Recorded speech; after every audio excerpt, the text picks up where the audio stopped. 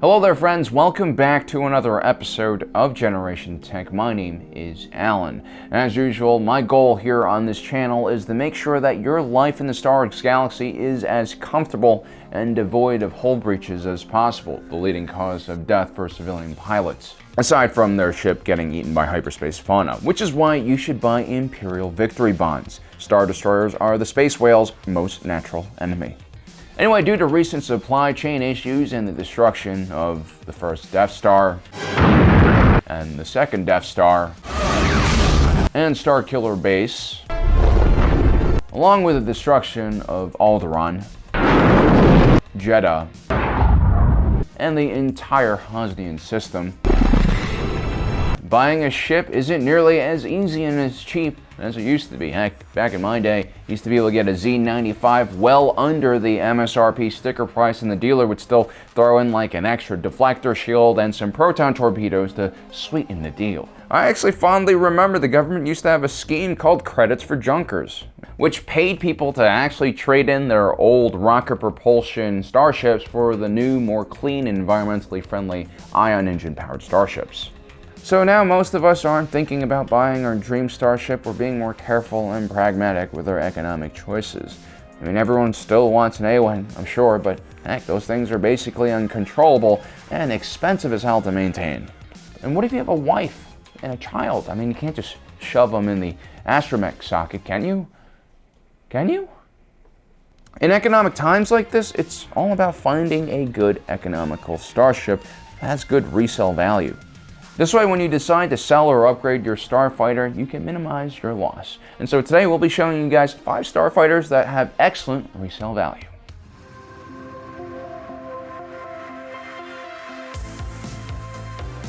You guys know that I would never take a standard TIE into a dogfight. I hate the obtuse solar panel design that gives you massive blind spots, the lack of shields, hyperdrive. Heck, there's not even life support on this thing. But when it comes to resale value, it's not always about performance. Instead, you have to look at the market and what individuals are willing to buy. And the TIE LN actually has a lot of really good features that might attract your more budget buyers, and there's a lot of budget buyers. You see, TIE fighters are relatively cheap to begin with at around 60,000 credits, so they won't really break the bank when you purchase one. And while you could get one used, especially during the end of the Galactic Civil War at around 25,000 credits, if not less, there are some reasons why the TIE LN is an extremely smart buy from a resale point of view. First of all, the TIE LN was one of the most mass-produced starfighters in galactic history. I mean, much of the Clone Wars and all of the shenanigans that Palpatine pulled off, from nationalizing the banks to seizing resource-rich worlds to building up the military-industrial complex, was essentially to build this TIE fighter. While other starfighters focused more on performance and feature, the TIE fighter designers first focused on the manufacturing process and how to build things cheaply at scale. For instance, the TIE LN's ion engine is really an engineering marvel. It's one of the most precisely manufactured propulsion systems we've ever seen. It actually has no moving parts, and it has very, very low maintenance costs. It really does belong in a museum right next to the early 90s Honda Civic and those Honda dirt bikes that got me and our video editor Congo through Peru. We high-sided, we low-sided, we drove through sand and snow, and our bodies failed way more times than our bike ever did. The point is, the TIE LN was extremely reliable and well built. Sure, it was fragile even when compared to an A-Wing, but good luck maintaining that thing without an entire military infrastructure. On the other hand, you could still keep a TIE fighter running even decades after the Empire collapsed and they stopped manufacturing parts for them. And by the time the New Republic arose, so did a new market for old TIE fighters. You see, you had the centrist faction in the government. They basically supported stronger federal control over the galaxy, and they had a really unhealthy nostalgia for Imperial memorabilia. So a full-on TIE fighter would fetch you top dollar. So remember guys, resale is all about demand, guys. I mean, someone just bought this 2000 Acura Integra for $112,000 recently, which is ridiculous because this car originally cost around $30,000. I mean, sure, it's mint condition and it has less than 7,000 miles, but I guess people really like VTEC, huh? Wow. Ting tong, ping ping ping ping ping pong. Ting tong, ting tong.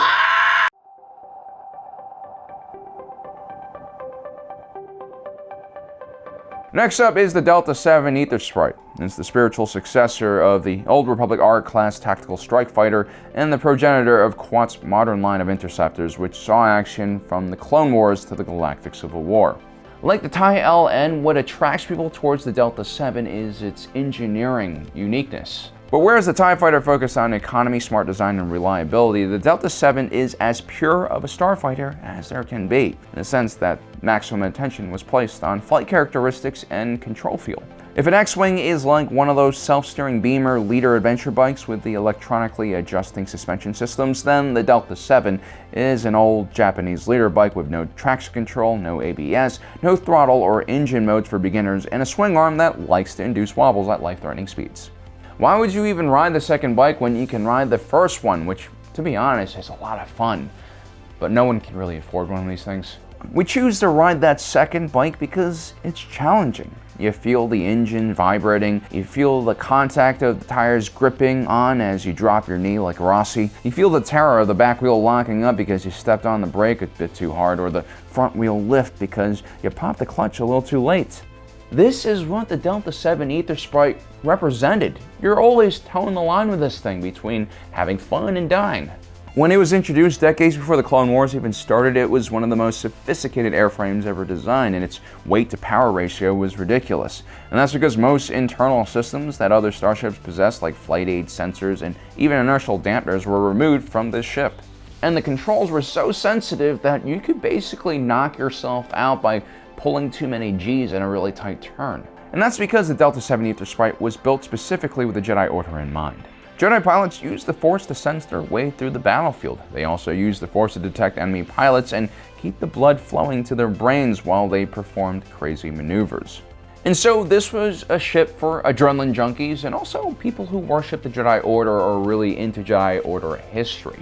And because the ship was produced in such small numbers, you're talking about an astronomical resale value here. Even during its production cycle, a Delta 7 cost $180,000 new and $145,000 used.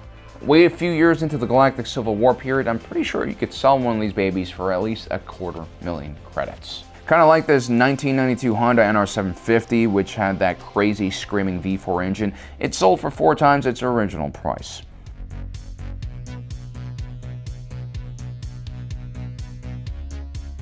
Y'all knew that the T-65B X-Wing would be on this list. It's too heroic not to be. I mean, it took out the first Death Star and the second Death Star. Just like how the Ford GT40 took out the Italians at Le Mans in '66. Yes, the X-Wing is an excellent starfighter. It has an amazing pedigree. It basically carried the rebellion on its shoulders in those first few years of the war. But what really drives the astronomical price you can fetch for an original T-65B is the fact that it's a winner. It represents everything amazing and incredible about the rebellion's truly underdog fight that it carried out against the Empire.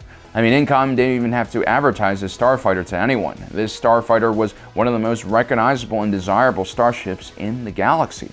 It was everywhere from billboard ads to coffee cups to t-shirts. Every child also had a small replica at home as well. And I'm pretty sure on some backward planets in the Outer Rim, the word X-Wing basically just means starfighters to the locals. And while initially during the Galactic Civil War period, you could pick up a used X-Wing for 65,000 credits, which is a pretty big drop compared to its new price, which is around 150,000 credits. This is mostly due to the fact that X-Wings were hastily assembled in smaller mobile starfighter factories. Because, you know, if the Rebellion actually had a large starship factory, it would definitely get blown up into bits within weeks. So you did have real quality and maintenance issues on a lot of the earlier X-Wings that were essentially made in small, tiny garages. But once the T-65B was getting phased out for the T-70 and the T-85 during the New Republic era, they became increasingly popular amongst collectors.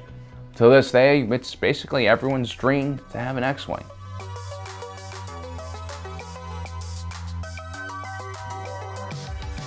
The 1967 Ferrari 330P4 is a gorgeous looking car. After Ford's famous 1-2-3 finish in Le Mans in '66, the Italians managed to win back their pride by placing 1-2-3 a year later at the 24 Hours of Daytona. That was with the '67 Ferrari 330P4. The history behind this vehicle is incredible, but also only 4 of these beauties were ever made, and only one is left in decent shape today. And so exclusivity is a huge part of why some ships are going to have massive resale value. This is why the Fire Spray 31 class patrol and attack craft is on our list. This vessel was famously flown by Jango Fett, the feared bounty hunter and warrior who popularized the image of this little-known experimental craft. The bounty hunter actually stole this ship from the prison world of OVO 4. There were originally 6 prototype ships, but all of them except for Jango Fett's Slave 1 were destroyed during his heist. In Legends, the demand for these ships were so high that Quad Systems Engineering actually brought the design back into production for a limited time. These, of course, were all swallowed up by Mandalorian Protector fanboys. I'm pretty sure they waited outside the Quad Systems Engineering factory for that midnight launch. This is all because Jango Fett and his son Boba Fett made these ships quite desirable amongst Mandalorians.